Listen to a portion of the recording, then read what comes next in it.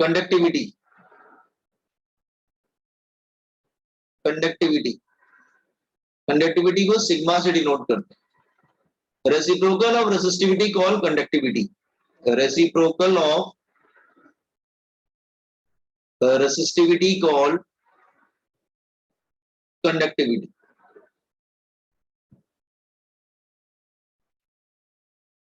ठीक है, तो conductivity is 1 upon resistivity, conductivity is equal to 1 upon resistivity,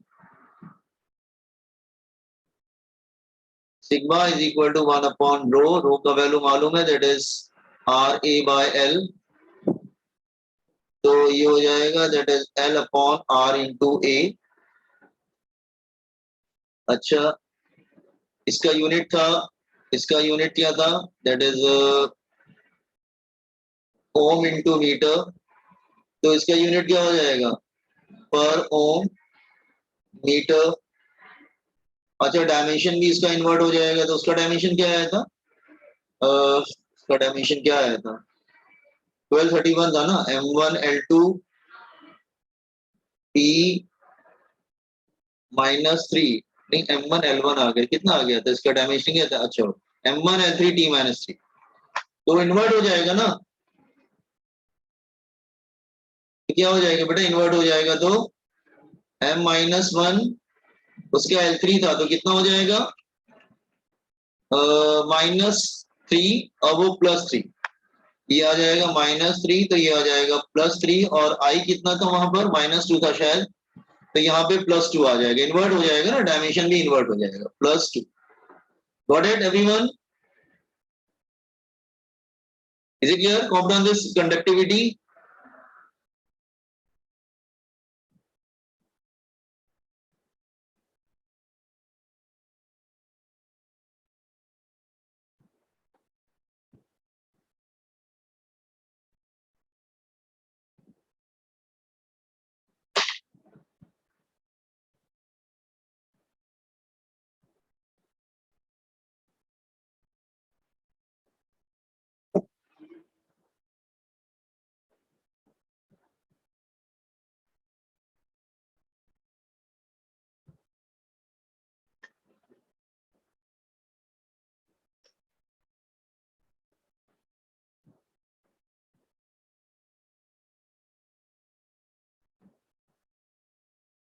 done sir. Okay, no resistivity में कुछ न्यूमेरिकल्स आते हैं, वो देख लेते हैं। रेसिस्टिविटी में, रेसिस्टिविटी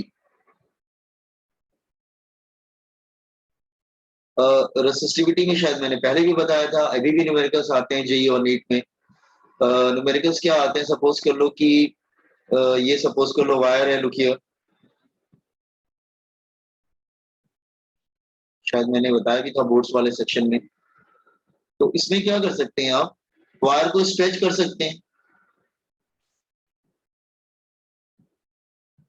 वायर को स्ट्रेच कर सकते हैं आप, क्या हो तो वायर को फोल्ड भी कर सकते हैं, फोल्ड करेंगे तो क्या होगा, अच्छा स्ट्रेच करेंगे तो wire stretched,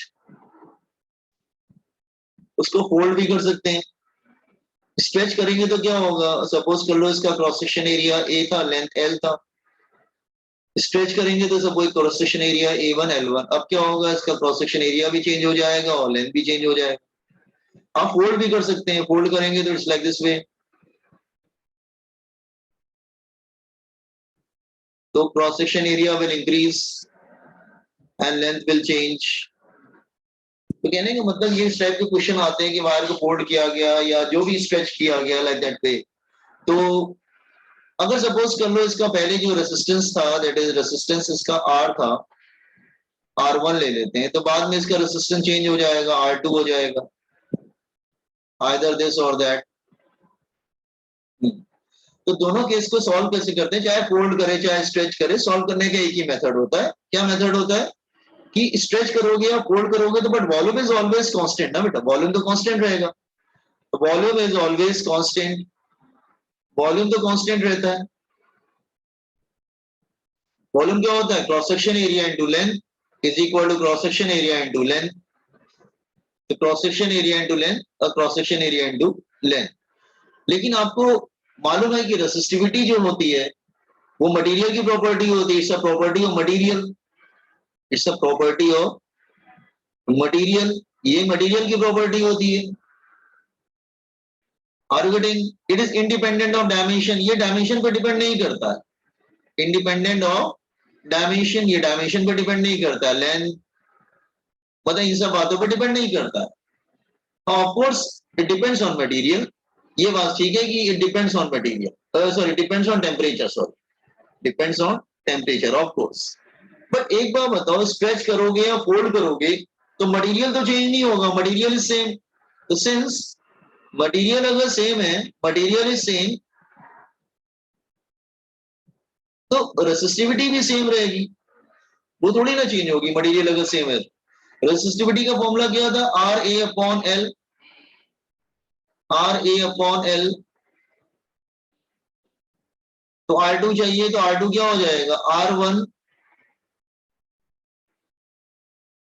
A2 upon A1 into L2 upon L1 ना? नहीं नहीं, A1 upon A2। Just a minute, एक सेकंड बेटा, ठीक करता हूँ इसको। हाँ, so it becomes R2 upon R1 that is equal to A1 upon A2 into L2 upon L1। Now this here यहाँ पे A1 upon A2 कितना आ जाएगा? that is L2 upon L1। तो इक्वेशन नंबर 1 और 2 को सॉल्व करके ना तुम अपनी नई इक्वेशन बना सकते हो। तो using equation number 1 and 2 you can substitute using equation 1 and 2। तो R2 अपॉन R1 क्या आ जाएगा? That is equal to that to equation, अगर A1 A2 का वैल्यू रखोगे तो आ जाएगा L2 upon L1 whole square. और दूसरी इक्वेशन क्या बन जाएगी? R2 अपॉन R1, अगर L2 अपॉन L1 को रखोगे तो क्या हो जाएगा? A1 upon A2 whole square. तो इस पर न्यूमेरिकल बहुत आते हैं, ये बात ध्यान रखना। Are you getting? Get numerical from this one, ठीक है? Now this one, okay, copy on this formula, ये फॉर्मूला ध्यान रखना। तो स्टूडेंट डायरेक्टली लर्न करके इसको डायरेक्टली यूज कर सकता है। इंस्टेड ऑफ सॉल्विंग 1 एंड 2 ये सब लो, और सीधे सीधे स्टूडेंट डायरेक्ट यूज कर लेता है। R2 upon R1 is equal, ये भी एक जो फैक्टर इंफॉर्मेशन दिया रखा हो क्वेश्चन में वो उसको सब्स्टिट्यूट कर देना वहां पे। जस्ट कॉपी इट, इसको रेसिस्टिविटी वाला this here.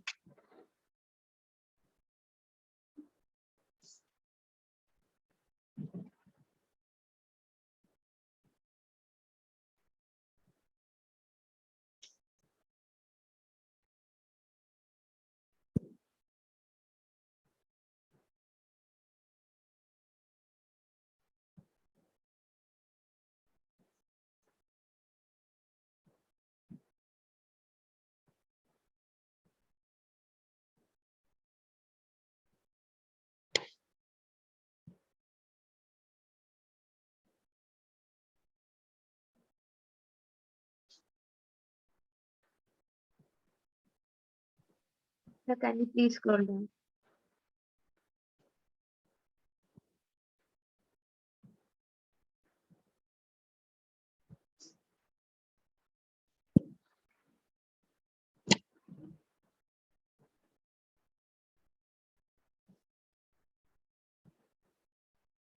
Sir yes, sir वो वॉल्यूम वाला फिर से समझाना। एक बार बताओ बेटा, कोई ऑब्जेक्ट है तुम उसको स्ट्रेच कर रहे हो या फोल्ड कर रहे हो, तो वॉल्यूम मतलब मैटर, तो उसका मैटर थोड़ी ना चेंज हो जाए। हम अपनी बॉडी को, जैसे हमारी बॉडी है, हम अपनी बॉडी को स्ट्रेच करते हैं, फोल्ड करते हैं, फिजिकली बेंड करते हैं, हम सिटिंग पोजीशन में होते हैं, समटाइम हम स्लीपिंग पोजीशन में होते हैं, तो क्या हमारी बॉडी का वॉल्यूम चेंज हो जाता है क्या? वॉल्यूम थोड़ी ना चेंज होता है। तो same thing is going here, ठीक है? अगर तुम किसी वायर को स्ट्रेच कर रहे हो या फोल्ड कर रहे हो तो उस ऑब्जेक्ट का वॉल्यूम थोड़ी ना चेंज होगा। वॉल्यूम मतलब स्पेस ऑक्यूपाइड, मैटर, वो थोड़ी ना चेंज होगा, तो वॉल्यूम सेम रहता है। Is it clear? Yes sir, thank you.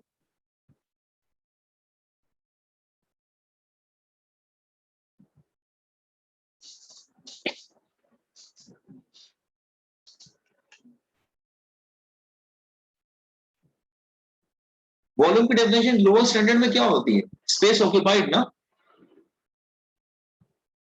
Volume is a matter that occupies space.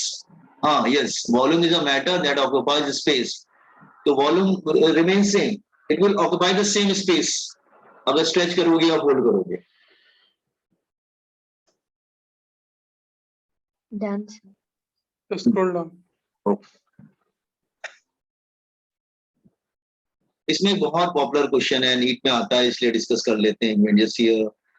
A wire stretches to a wire of resistance R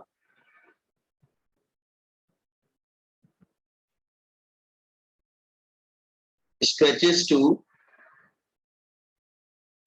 n times its initial length.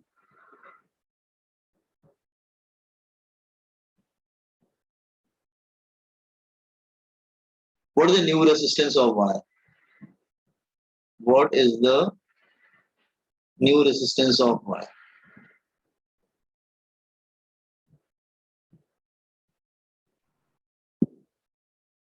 तो बहुत simple है ना, कोई ऊपर वाला formula use कर लेते हैं. उसमें क्या है? R2 upon R1 is equal to L2 upon L1 whole square. So it is given in the problem that L2 is equal to n times L1. तो क्या हो जाएगा? n स्क्वायर हो जाएगा ना सिर्फ. तो n स्क्वायर, इसका मतलब R2 is n square R1. ये बहुत बार नीट में आ चुका है, तो ध्यान रखना, नीट के स्टूडेंट स्पेशली.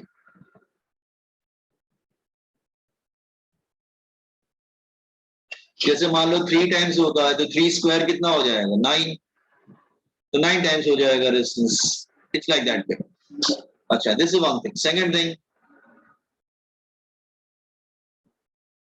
एरर फॉर्मूला भी यूज करते हैं. Using error formula,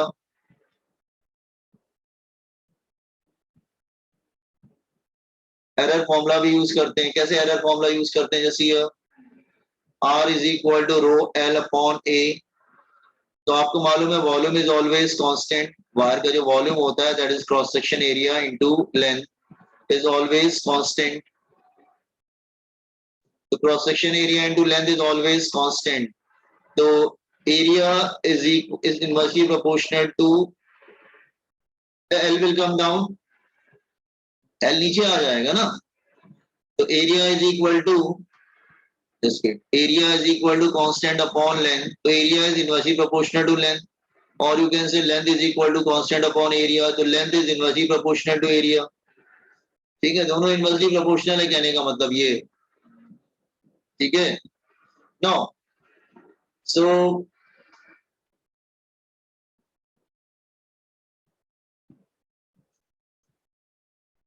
all length is inversely proportional to area. बात तो एक ही है.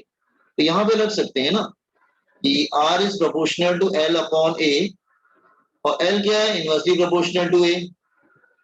L is inversely proportional to A. तो यहाँ पे रख देंगे हम लोग. तो क्या हो जाएगा फिर? L is inversely proportional to A, तो A स्क्वायर हो जाएगा. ठीक है.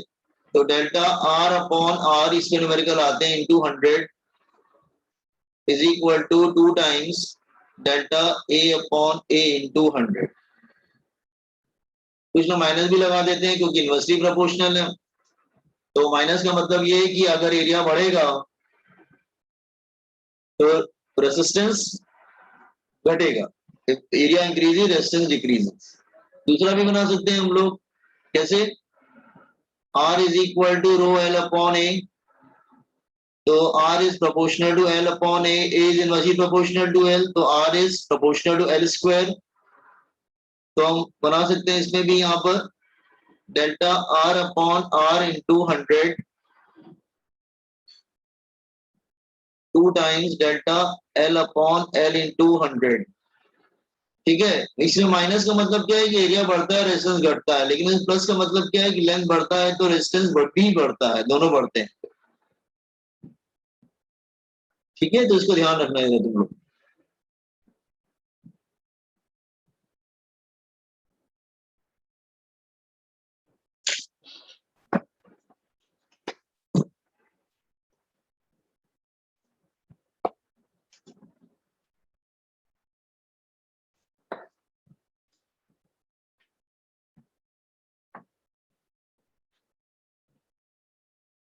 जैसे अगर मैं क्वेश्चन देता हूं तुमको, सपोज कर लो एक ऐसी क्वेश्चन ऐसी छोटा सा ले लेते हैं. A copper wire is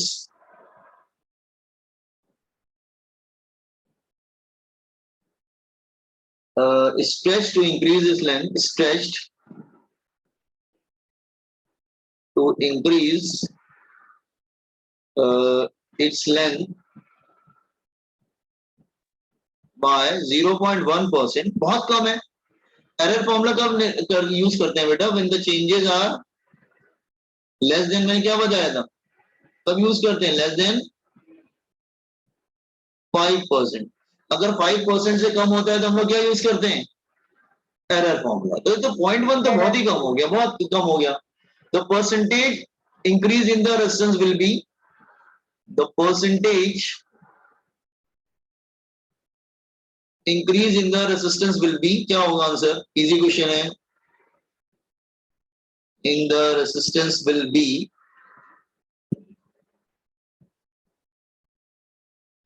क्या आंसर आएगा? इजी है.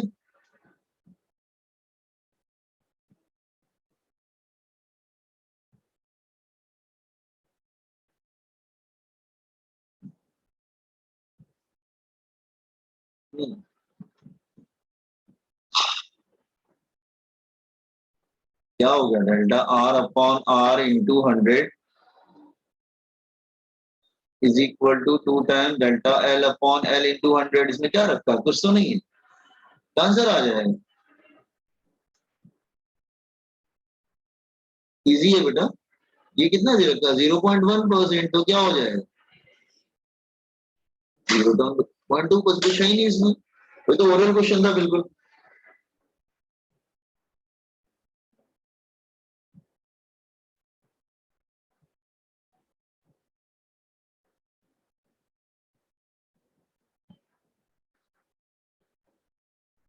Done sir. ठीक है ना? ठीक. तो इस तरह के प्रॉब्लम्स आते हैं. आप लोग क्या करेंगे? रेसिस्टिविटी के प्रॉब्लम्स कर लेंगे आप लोग. ज्यादा दिक्कत नहीं आएगी आप लोग को. अच्छा चलो एक क्वेश्चन और देते हैं. छोटा सा क्वेश्चन है, मैं देख लेता हूँ. ज्यादा मुश्किल नहीं, तुरंत ओरल क्वेश्चन है ऑलमोस्ट.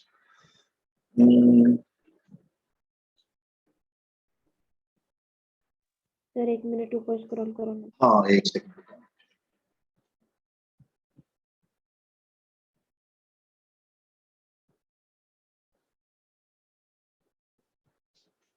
हो गया? हाँ सर. अच्छा एक क्वेश्चन लेते हैं. जैसे a wire of resistance R, a wire of resistance R is cut into four equal parts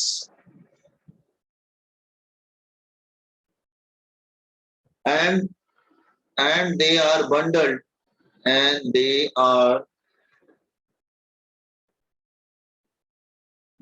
together side by side to form a thicker wire.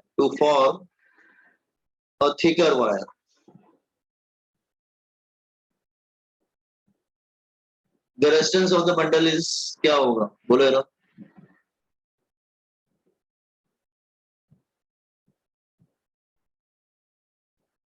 Yes easy question है, oral question.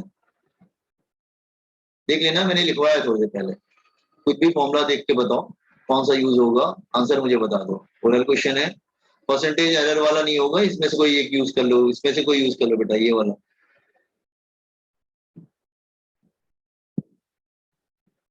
Anybody can. Can you repeat the question? अच्छा वो ठीक है. प्रियंका तुम attendance ले लेना पहले. ठीक है. ओके. Yes, sir. हाँ क्वेश्चन देख लो. Sir, question.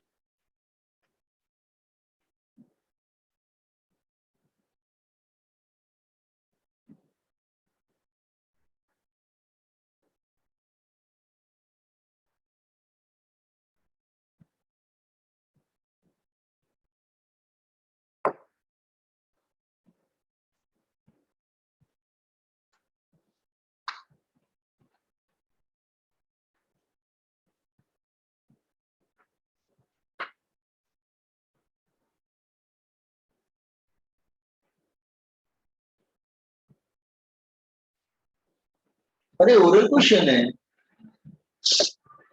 क्या कर रहे हो? 16 times. 16 टाइम बढ़ेगा कि घटेगा? 16 तो करेक्ट है, लेकिन बढ़ेगा कि घटेगा? बढ़ेगा ना? हाँ बढ़ेगा। नहीं, कैसे बढ़ेगा? घटेगा। घटेगा क्यों? R2 upon R1 is equal to, क्या कौन सा फॉर्मूला यूज किया? L2 upon L1 raise to power square. तो जब तुम इसको कट करके 4 इक्वल पार्ट्स में कर दोगे तो लेंथ कितनी हो जाएगी? Final length is 1/4 of initial length ना। क्यों? एक बड़ा वायर था, तुमने उसके 4 टुकड़े करके उसको बंडल बना दिया ना, तो उसकी लेंथ जो है ऐसे रख दिया ना तुमने, लाइक दिस वे। तो इसकी लेंथ अगर L1 थी तो इसकी लेंथ कितनी हो जाएगी? 4 पार्ट्स में कट किया ना, कट इनटू 4 पार्ट्स, तो क्या हो जाएगा? L1/4 हो जाएगा ना ये। What it? Yes, sir. हाँ, तो L1/4 हो जाएगा, मतलब 1/4 हो जाएगा स्क्वायर, दैट इज 1/16। तो R2 कितना हो जाएगा? R1/16। Is it clear? Yes, sir. Okay चलो, तो ये मतलब तो इस पे ध्यान दें, न्यूमेरिकल्स आते हैं। ओके, कल मैंने एक